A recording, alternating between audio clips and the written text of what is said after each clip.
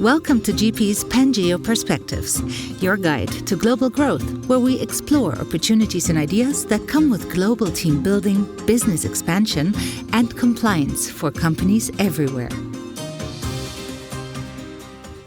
Hello, everyone. Pangeo is an idea inspired by the 300-million-year-old supercontinent, Pangea, when the Earth's landmasses were united as one. Today, the world is reuniting once again, as businesses everywhere seek opportunities beyond borders and boundaries. So let's explore the future of business with voices from around the world as we look for success we all can share. Welcome to GP's Pangeo Perspectives, your guide to global growth. Hello, everyone, and welcome. Both sports and business are competitive environments that strive for excellence over their competition. Of course, preparation and skill are key to success. But what role does simple positivity play in helping prepare high-performance teams to reach the pinnacle of their profession? Today, we'll be exploring how the world of business and sports are connected through shared principles of strategy and performance, and how success hinges on effective leadership and teamwork. I'm very happy to be joined by Pete Wilkins, head coach of Connacht Rugby, an official partner of GP since 2022. We'll be discussing the power of positivity in high-performance teams. Pete, we're so glad to have you with us today. How are you doing? I'm good, Thomas. Thanks so much for having me on, and I'm really looking forward to having a chat with you guys. Oh, fantastic. All right, shall we get started? Absolutely. So, Pete, you work with players physically on the field, in the same room, in person, every single day, while much of our audience are building their teams remotely all over the world. But at the end of the day, is it that much different? Isn't it all about people and what motivates them to be their best universally, whether it's remote or in person? Yeah, look, I think it's a great starting point, and I think working remotely certainly has its challenges. I think it's certainly different, and as you said, we're face to face with players on the training field, we're face to face with players and staff in meetings and delivering presentations. So you certainly have to think differently, and I think you do have to approach it differently. So both environments are going to have their challenges, and both are going to have their advantages. The key thing for me, I think, is what you stand for as a team or as an organization. And ultimately, if you have that power of purpose, if you have that collective why that you're participating in that team or you're building something together, I think that gives everyone something to latch onto. And whether that's remotely or whether that's in person, I think if you have that ability to tell a great story and to get people enthused about the journey that hopefully you're going to take them on or probably lead them on, then I think it can work, and I think it becomes equally exciting. I love that. The power of purpose, that really resonates. If there's no purpose, it doesn't matter if you're remote or in person, you're not going to get that collective sort of motivation and magic that happens when people are really, working as a collective team together. So I've heard you focus on 4 keys of positivity within your teams. Could you start by kind of laying these out for us, Pete, and explaining why you think these 4 points are so important? Yeah, absolutely. I suppose the framework we reference here, the first part is the importance of positivity in terms of harnessing the energy of a group, and whether that's a team working towards winning a game of rugby on the weekend for us, or it's a team with a different purpose. I think whether we like it or not, there is an existing energy in a group. Sometimes it's positive, sometimes it's negative, sometimes it's a bit of everything. But there is an energy in the room, and there are different personalities that contribute towards that. So I think the key thing is to acknowledge that and realize that you need to do something with that energy. You need to lead it in a certain direction, and you need to harness it if you're going to be effective in what you do. So I think recognizing the presence of energy and the need to channel that positively is the first stage. The second stage for us is recognizing the different stages of development in terms of how we approach positivity, how we approach obstacles that might come in the way or challenges that come in the way. And I guess having a framework for actually referencing that and seeing how far along that continuum we are. The third thing for me is probably the role of the leader, and it'll be a key point. We'll maybe talk a little bit later on about my experiences with the Irish national team as well as our provincial team here at Connacht. But the role of the head coach or the CEO, the leader, in terms of setting a tone for the group around that positivity. And then lastly, and possibly most importantly, is how you actually put that into action. I think a lot of us are great at having these wonderful playbooks or wonderful formulae for success, but actually how do you roll that out in the heat of battle? And when all the tasks and the to-do list gets longer and longer, how do you make sure you come back to that true sense of purpose and ensuring there is positivity within the group. So, that rollout, I think, is, the all-important bit as a fourth stage. Yeah, no, absolutely. Fascinating stuff. So could you share an example or two of this mindset around positivity in motion and how it is implemented at Connacht? Yeah, look, I think for us, it's probably recognising our history and what's actually got us to this point as a club. There are 4 professional rugby teams in Ireland. There's Leinster, who are based out of Dublin. There's Ulster up in Belfast, and there's Munster, who are down in Limerick. And for us at Connacht, we're based in Galway, but we represent 5 counties around the province.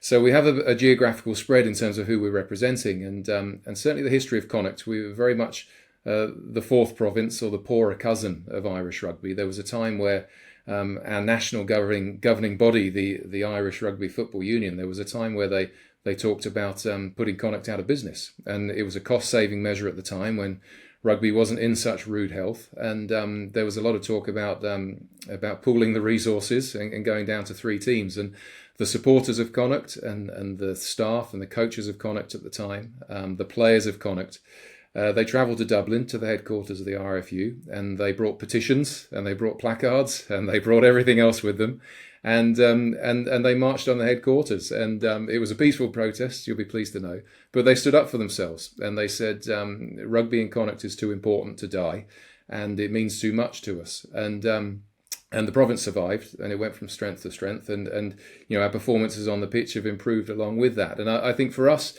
just to have an understanding of that context of our history, it was that unbelievable positivity in the face of pretty extreme adversity in terms of going out of business or going out of existence.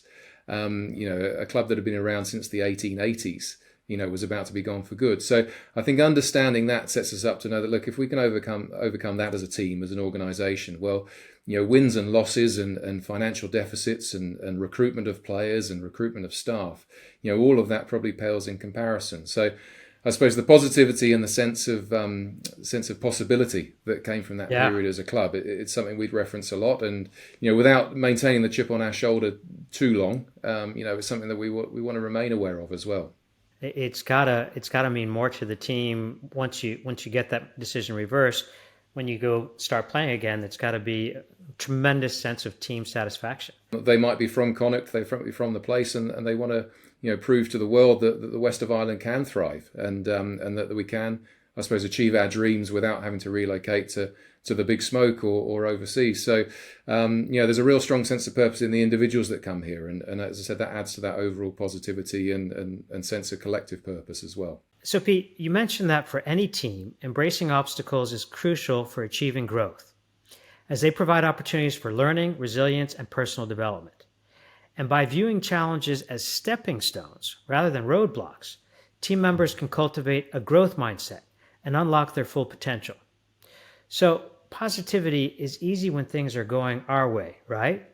But how can we embrace positivity when things go wrong? Because they oftentimes do. They do. It's another great question. I think for us, and it's something I've had to learn sort of during my coaching career, and particularly in the last couple of years, it's front-ending any problem solving with the acknowledgement that bad stuff happens. That's life. Yeah. That's certainly sport, and it's certainly business, and it's life. It doesn't go to plan. It's not perfect. There will be unexpected challenges, and there will be things that don't go to plan. And I suppose changing our expectations from something that we think we have to have a perfect product, a perfect presentation, a perfect game, it's not realistic, and it probably never has been. But especially in the modern world, with the state of play around various things, global pandemics, and just to name the tip of the iceberg. And I think for us, acknowledging that actually, as much as we strive to deliver perfect, we don't have to get spooked, and we don't have to be too down on ourselves if it's not perfect. It's about knowing what we stand for and being true to those principles. And if we can deliver those relentlessly and consistently, then we'll be pretty close to achieving something very, very positive. So the 3 stages for us that we reference, and this is probably my framework that I've really drawn together from other people's work, from reading, from other people's ideas. But I suppose the combination of all of those things and what we'll reference here. The first stage is very much one of robustness. If we can achieve that robust mindset, or that robust system, or that robust process within how we work, I guess it's getting that degree of toughness and that degree of stability in how we work. Yeah. But the risk of that is very much that when pressure comes on, when things do go wrong, is that you're going to get knocked over, literally Right. or theoretically. And the great example that, I suppose I would share would be in terms of flood defenses. People talking about building the dams to keep the water out, and that flood resistance. We're trying to resist chaos, but at some point, the waters are going to be higher than the previously recorded, benchmarks, and they're going to come over the dam or they're going to knock it down. And really, robustness in itself isn't enough. Stage 2 then is that stage of resilience where we say, okay, look, it's not going to be perfect. Things are going to happen, and we might get knocked over. But resilience means that we can put ourselves back together, and hopefully put ourselves back together fairly quickly. And we can return to working order. And certainly, again, talking about flood defenses. And so this isn't my work. This is me, paraphrasing other people's theories. But you now talk about flood resilience rather than flood resistance. And it's just the idea that, look, there will be a flood, but actually we know it's coming. And how do we put ourselves back together once that happens? So that stage of resilience, you hear a lot of sports coaches talking nowadays. It's not about mental toughness anymore. It's about mental resilience. It's that ability not just to withstand pressure, but put yourself back together as quickly as possible afterwards. So that would be stage 2. And I think for us as a club, as a team on the pitch, we're probably, around about halfway through that second stage in terms of how we deal with adversity during games, how long it takes us to put ourselves back together, and also off-field cultural challenges in the group dynamic and so forth.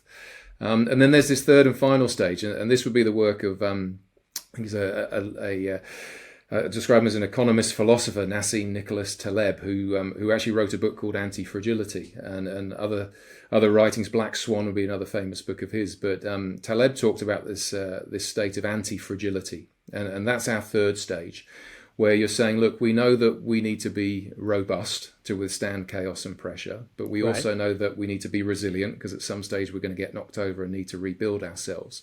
But this stage of anti-fragility means not only are we rebuilding ourselves, but we're rebuilding ourselves into something stronger than we were before. Right. So it's this whole concept of post-traumatic growth. Look, bad stuff is going to happen, but we'll come back stronger. The same concept of having vaccines against viruses or a broken bone healing stronger. We're actually going to use the lessons of that challenge, the lessons of that obstacle, to improve ourselves and to grow from it. And that idea for us, as I said, it's on field, it's in group management, it's in cultural management of I suppose, the whole club. But when we face these obstacles, we want to return to play as quickly as possible. But how do we return better? How do we learn from them and actually get to the stage where we're looking forward to the next obstacle? We're excited about the next challenge because we know it's another opportunity for growth. So that stage of robustness through to resilience, through to anti-fragility, as I said, it's other people's language, but it resonates strongly with the journey we're on here at Connacht. I love that. And particularly, the anti-fragility at the end. So, the old age expression of what doesn't kill me will make me stronger really comes into play there, right? That you're going to learn from the experience, and the next time it happens, you're not going to get knocked down possibly as much or not at all. 100%. I think this is where we get into the realms of Stoic philosophy. There's a wonderful quote from Marcus Aurelius, the last of the good emperors of ancient Rome, who said that fire feeds on obstacles. And I love just the vision of that, the feel of that, this idea of a fire sort of marching across scrubland, and it encounters a big wooden house or a big wooden fence or a new bit of forest. And for a bit it's halted and it pauses, and then it consumes this obstacle and marches on even bigger and more powerful than it was before. And I love the imagery of that, and it's something we reference here. Yeah, that's as well. very powerful. Yeah. Well, so listen, it's kind of another good segue. So how do you get buy-in from team members that don't necessarily have the greatest belief in themselves, right? So their confidence gets easily knocked. Do you have some coaching for us to follow here when they can't get back up as easily as maybe some of the other players can? Yeah, look, I think it's a very real challenge, and I think all of us find ourselves in that position at times, and for different reasons. And we certainly have team members or teammates who also, as you said, need that picking up. And I think the key for us, probably the key for me, was to realize there is no silver bullet. There's no perfect way of saying if we do this, everyone is going to be okay, or everyone is going to rebuild themselves as quickly as possible after a setback or after a challenge. So I think the key thing really is to understand where each individual is on their own journey. And there are some people that are coming in right at the start. They're at the stage of robustness. They're purely trying to develop either the mental or the technical skills in order to survive in that environment, or to try and do their job in that environment. And at some stage, the pressure will be too much, and there will be cracks. Some people are there, some people have journeyed through that, some people are, whether that's through the experience of time or just the experience of different roles within an organization. I think some people are at the stage where they've experienced enough setbacks and enough successes that they're able to withstand a bit more chaos and put themselves back together again when it comes. And some are at the pointy end where, they're really excited about the next obstacle and they're looking around the next corner, just waiting for that opportunity for growth. So I think understanding, really getting to know your teammates and your team members, the people that you're leading, I do think that's important, because if you understand their context and a little bit about their story, then it really sets you up, I suppose, to offer the most appropriate assistance when the time comes. Yeah, I imagine some empathy and meeting people and their model of the world is really important there to be able to help them through, to get to that place of real resilience and being able to get back up quickly. All right, fantastic. So since GP's earliest days, we've had a mantra of assuming best intent, right? Always assume best intent. Bringing different thoughts and perspectives in a positive light. It's always important for a team. So when a team member makes a mistake, Pete, how do you help keep the overall team's response a positive one so that it doesn't bring down the other members? I think, as much as we work in teams, the performance and the impact of individuals, whether positive or negative, are always going to have a knock-on effect onto the team's productivity or the team's success. So, look, I think it's a really keen thing to recognize. One of the key things for us is to understand, this is probably talking about the game of rugby in particular, we have 15 players on the field at any given time. There are different positions, as in all sports, different positions within that 15-man team or 15-person team. There's a role for the stocky, powerful people that do a lot of pushing and a lot of lifting. There's the role for the skinny, fast people who run like the wind and can jump and soar and catch the balls over the head. There's the rules for the abrasive characters that assert themselves on the opposition. There's the roles for the thinkers within the group and the commanders of the game. There are all these different sort of profiles of what you need to make a rugby team successful. A lot of different characters. There really are, and physical and mental attributes. Yeah. And I think that sets you up that we're working in an environment where you genuinely rely on everyone and each other's expertise, and you cannot in a game of rugby have one star player who will make the result happen for you. It has to be a collective effort. So I suppose the way our game is designed sets us up to know that we must operate as a collective. But as you said, there will be individual errors within that. One of the key things with us is probably understanding that when something goes wrong, when an individual makes an error, certainly in the game of rugby, for that error to actually lead to us conceding points, conceding a try, conceding a penalty, for that error to actually lead to us conceding points, there probably needs to be another 3 or 4 things go wrong after that. If you look at a try that we would concede, the equivalent of a touchdown that we would concede, then really you have to go 3 or 4 layers deep to understand where the problem started. So if a player misses a tackle that results in the opposition scoring points, as much as you need to address that in terms of helping that player improve and understand why they missed that tackle and set them up for success in the future, there's probably a reason that person with the ball got through to that player in the first place. So what happened in the team dynamic to give the opposition that opportunity to beat the tackler? And what happened before that to give the opposition the opportunity to have possession of the ball? And so forth and so forth. So we started using a phrase probably 2, almost 3 seasons ago of saying there is always a solution until someone stops working. And it's just this mindset that bad stuff will happen. But actually, if we're the first to react, particularly if we react as a collective, we can problem solve it before it becomes terminal. It's in a sporting sense, at least. Before it becomes terminal. Yeah, no, I love that.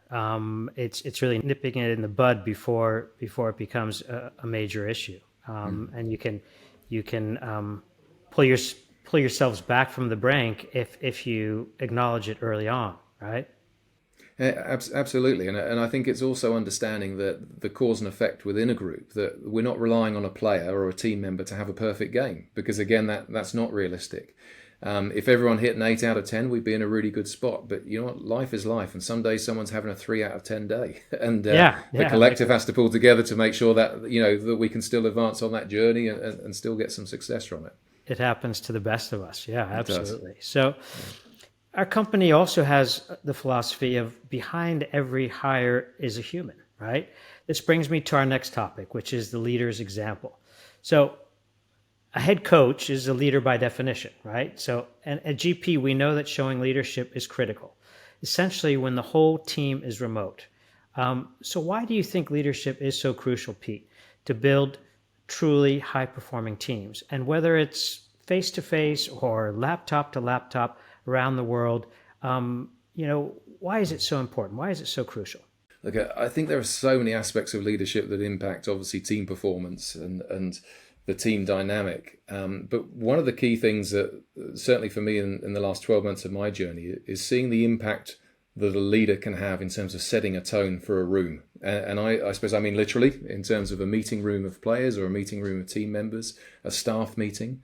It might be a pre-match team talk that we have in a changing room in a big stadium before a big game, before a big semi-final. It might be remotely. It might just be in the way that we're communicating and the way that we're messaging to our teammates over video calls or over phone calls or anything else like that. So I think the role of the leader in terms of setting a tone for the room is enormous. The example I draw on recently, I was fortunate enough, as I said, I work full-time here at Connacht as head coach, but I was invited to go along with the Irish national team this time last summer in June and July. I was invited along to their tour of New Zealand. And to put it in context, Ireland were going over to play the New Zealand All Blacks, which were the number one team in the world and pretty much the Galacticos of world rugby for some time now. They were going to play three international games, 3 test matches against the All Blacks. So it was a best of 3 series. And not only that, they were going to throw in an extra 2 games in between those, 2 midweek games against the New Zealand Maori representative team. So Ireland was taking a slightly bigger squad, and essentially it was a way of testing themselves against the best, and but also I suppose a bit of a dress rehearsal for the Rugby World Cup, which is happening this year in October time. So it was an enormous challenge. They needed an extra coach, and I was lucky enough to go along for that tour, and it had its challenges, as it would, taking on that calibre of opposition on the other side of the world, and with games coming so thick and fast, not long after COVID and New Zealand opening back up and the protocols there. And as tends to happen with rugby teams, with sports teams, there were injuries. And we had a run of injuries in a particular playing position. And very much like the NFL, if you need a certain number of people in each position in order to fulfill the game. So it's not just about performance; it's about being able to put a team on the park and actually have the game take place. And we had a bit of an injury crisis. There was a couple of cases of COVID. There was a concussion case. There was a lower limb injury. There was all sorts of different ways. But ultimately, we were running out of players in a position. And the head coach of the Irish national team, Andy Farrell, who's a bit of a legend in these parts these days. Andy was the man leading it and setting the tone for the room. And I remember talking to him one morning when this was coming to a head.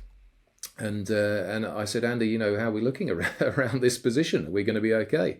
And he looked at me in the eyes and he said, Pete, I love this. He said, this is why we have come on this trip. What a response. And unbelievable. And for me, did he believe it wholeheartedly at that point, or was he putting on a good show for my benefit? I don't know. But what happened after that was every other person that walked in the room got a similar response from him. And as time progressed, everyone started to see this massive obstacle as something that probably summed up the purpose of going on the trip. And we were going to ride it out, and we were going to find a way. And we might not know the answer yet, but we would find a way, and we might have to do things a little bit differently. And ultimately, the team went on to play into an opportunity, right? 100%, because the obstacle was embraced. And we went on. We played the first Test match against the All Blacks and lost fairly convincingly. Prior to that, we'd had the first game against the New Zealand Maori and lost fairly convincingly in that too. And we came into the change rooms after that first Test match against the All Blacks, and Andy wrapped up the game. He gave his head coach's talk, and essentially the message was, we're going to be okay. We'll win this series 2-1. Don't worry about it. And there's always a lot said about the power of a speech and how it can turn a room and how it can motivate a group, reassure a group. But this wasn't just the speech. This was the drip feeding of that kind of positivity on a daily basis throughout that tour and before I joined the group. And that was what I think enabled him to be set up for success when it came to that crucial speech at the end of a big loss and saying, you know what, lads, we're on track here. It's going to be okay. And that daily impact of the leader within that environment I saw firsthand. And Ireland, progressed to winning that series 2-1 and became the number one team in the world. Yeah, I mean, what a great example of the power of positivity and how it can be contagious, right? Yeah, I love that. And for me, when you have failure is, not the opposite of success. It's a part of the process, right? So you need that to get to success, and it's exactly what you guys did. Sounds like a win-win you kept the teams motivated, and then, in turn was able to get the games going and motivate people who were isolated and felt disconnected. Yeah, that's fantastic. Well, I mean, in truth, the pandemic really was a kind of, great experiment, right, for us all. But post-pandemic, there's a new emphasis on moving beyond the conceptual and actively engaging in the practical execution, right, of goals, projects, and strategies. So let's talk about your final point, which I love, doing it. There's a great quote from a legendary U.S. college basketball coach, Bob Knight, who said, "It's not the will to win that matters. It's the will to prepare to win that does." As a leader, how do you turn theory into reality when trying to develop the mindset in your team? Yeah, I love that quote already. I hadn't heard it before, but just the idea of the process, the focus on process, and loving the journey, not just being so overly fixated on the destination, which is a great sort of sporting mindset, but probably also a general life mindset. I think of enjoying the journey a little bit more and doing that really well, and knowing that the destination will take care of itself. So I love the quote. Look, I think for us. A key bit, well, there's probably two parts for me. Firstly is to recognize that all the wonderful playbooks and plans and coaching philosophies, leadership philosophies, management philosophies, they're all great. But if you don't find a way of actually delivering that in practice, then they're probably not worth the paper they're written on. And I think for us as professional coaches, when you come through the ranks and you first start coaching, there's a huge emphasis on planning, on designing how you're going to do things and I suppose planning for success. An important bit of that is not trying to do too much. Is making sure that you come back to some really fundamental key principles that make you the best version of yourselves. So for us in rugby, there's a huge amount of coaching you can do around the technical, around the tactical. You can have vast playbooks of strategy, but actually knowing what you want the personality or the playing identity of your team to represent, I think that's really important. And a key bit of that is understanding what you represent. Like for us, we have an organizational document with our vision and purpose, we had one that served us for 4 years, and it's just been revised for the next 5. And the phrase that leads that document, leads that organizational vision, is that we're here to unite, inspire, and represent our community. And not every sports team, certainly not every rugby team in this part of the world, is so clear in terms of what their sense of collective purpose is. And I think what's really interesting for us, the version of that organizational vision that we used for the previous 4 or 5 years, it mentioned rugby. It was all about success through rugby and inspiring through rugby. And I was part of the working group that, from people from different departments here in the organization that looked back on that last 4 or 5 years and looked to reshape what we would look like over the next chapter. And there was a strong will which prevailed to remove the word through rugby. We're uniting, inspiring, and representing our community, full stop. So yes, we can do that on the rugby field, on the sports field, in terms of how we play the game and the traits that we display there. But we can also do it when we meet kids before and after games. We can do it with the way we carry ourselves around town, with the way we behave in airports, with the way that we talk to journalists, with the way that we interact with sponsors, how we make ourselves available to those that come and watch us every week in quite often the wind and the rain and the hail here in Galway, at the side of the Atlantic. So all of that, it's not just about rugby. It's about what we represent. There are some guys in that group who could sign a 2-year contract with us and not play a minute of professional rugby in that time.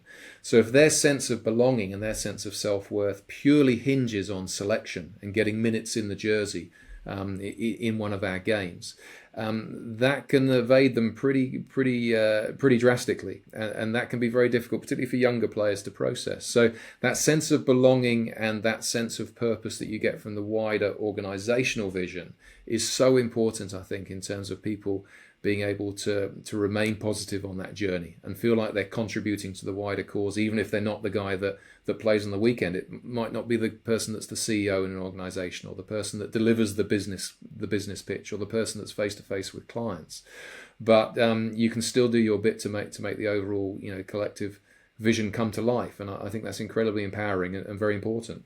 And what I loved about your vision is there was no mention of winning in there. So at the end of each game, you really can achieve the three most important things in your vision with, inspiring, uniting, and helping your community. Was that the third one? Yeah, and representing our community. Representing your community. So, I mean, at the end of each game, there's every reason why you can feel a sense of satisfaction and of accomplishment, because you don't have to win to achieve those three things. That's fantastic.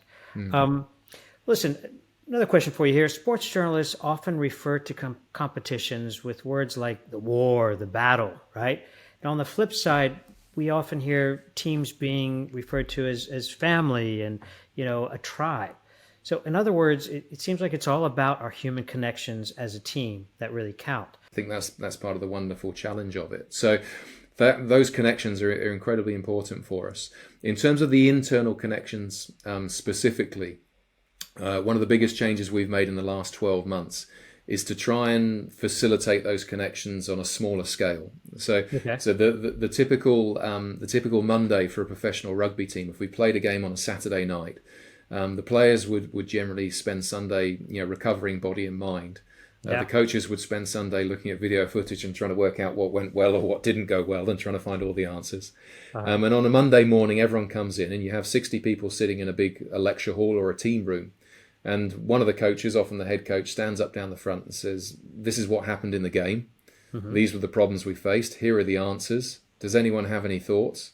No one speaks up. No one's put their hand up. Maybe there's one or two senior players who might contribute, but generally speaking, you get a couple of tumbleweeds growing across blowing across the front of the room. And the head coach says, "Right, great, we're all on the same page, and off we go." And one of the key things we've done is to try and reverse the way that we put the groups together on a Monday, and actually start a lot smaller, which may sound obvious saying it out loud, but actually start with guys in smaller groups of 6 or 7. And get those guys to have a conversation about the game. And there might not be any great agenda. You might not give them questions to answer, but say, you know what, here's a scheduled 30 minutes or 60 minutes in the team's day where we want you guys to have a conversation about the game. And there'll be some of those guys in that group, in those 6 or 7, that played in the game, and they can speak authentically about not just how it played out, but how it felt to them on the field. Did they feel positive energy? Did they feel under pressure? Did they feel like we had solutions? And there'll be guys there who were watching the game on TV or watching the game from the stands because they weren't selected or they were injured, and they give a different perspective on it. But the beauty of starting in those smaller groups is firstly, those players start to find their own voice.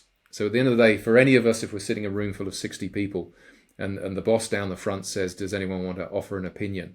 It takes a brave soul or a very experienced soul to speak up. So these players get a chance. These young men, a lot of them, they get a chance to actually find their voice and find the confidence of sharing their thoughts. And those small groups of 6 or 7 then will join up into a 15 or 20, and those groups can then feed back on what they've discussed. And then that team meeting of the 60 or so people actually happens in the afternoon now rather than first thing in the morning. So what we found is by the time we get to that bigger meeting, not only have players found their voice and they're far more willing to speak up and they have the confidence to offer something to the wider group, but quite often they've solved the problems already. And I imagine can be eye-opening as well, because you're going to get perspectives and ideas shared that wouldn't be in that forum of 60. I mean, it's the same thing in a business setting. If you're in a huge meeting, very rarely will people, have their voice and get up and put forward an idea or comment on something.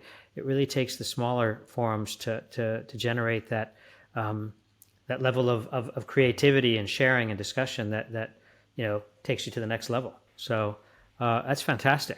Mm-hmm. Listen, I've got one final question for you, and you've told us where we want to go with the power of positivity in high performance teams, which has been fantastic. But maybe you could leave us with a few ideas about where we might want to begin. The strongest thing for me is that sense of collective purpose. And I know we talked about it right at the beginning. It's probably appropriate we come back to it. But anyone can put words on a wall. Anyone can say, this is the type of team we want to be. This is the type of company we want to be. We've all got the taglines and the mottos, and they form an important part of reinforcing a message. But anyone can workshop those ideas and stick them up there and say, come on, everyone, this is what we're going to be. I think understanding the individual's journey, understanding the story that's brought them to where they are in their life, where they are in their career, what's brought them to your organization or your country or your city, why they are there. If we can understand the why behind it and probably help those individuals dig into the why and why they're doing what they're doing. If we can get that individual and understanding for that individual sense of purpose and the values that come with that sense of purpose of what makes that person, then we can start to relate that to the overall vision and the collective vision of whatever team because we want to be, they might or not whatever even, company we want to be. consciously know themselves, right? So it's helping them to bring that to the surface. Very much so, very much so. And I think there are some people who've just never thought about it, which is absolutely fine, because a lot of people don't. There's not the occasion to do it. And there's some people who've actually just never been asked. And they've never been invited to share why they are in this business, or why they're in this sport, or why they were prepared to move their family across the world for this opportunity. And it can be incredibly powerful when you start to tap into that. And often you'll find that will tell you what the collective vision is, because there will be trends. When you speak to 45, 60 people, there will be themes and trends that come out of that. And very quickly you can start to piece together what you want to represent as a group. And look, for me, if we can understand why we're doing things and where we're going as a collective and the individual stories that feed into that, well, you become pretty powerful and pretty exciting, whether that's as a sports team or as a group of people trying to achieve anything in business or otherwise. I love that. I mean, I actually just got chills. It's the power of the collective, starting on the individual, bringing it all together, and that's where I always say the magic happens when the collective really feels they're heard and they have the purpose and they're a part of something. That's when the magic begins. Pete, listen, this has been a fantastic discussion. I want to extend major thanks to you for generously offering your time, expert knowledge, and experience to discuss the power of positivity in high performance teams. And I want to thank our listeners. We hope you gained some valuable insights from this conversation. And if you enjoyed the show, please like, share, and subscribe wherever you get your podcasts so you never miss an episode. I'm Thomas Merchant, Director of International Brand Management at GP, and I look forward to catching up with you in our next episode. Thank you, everyone.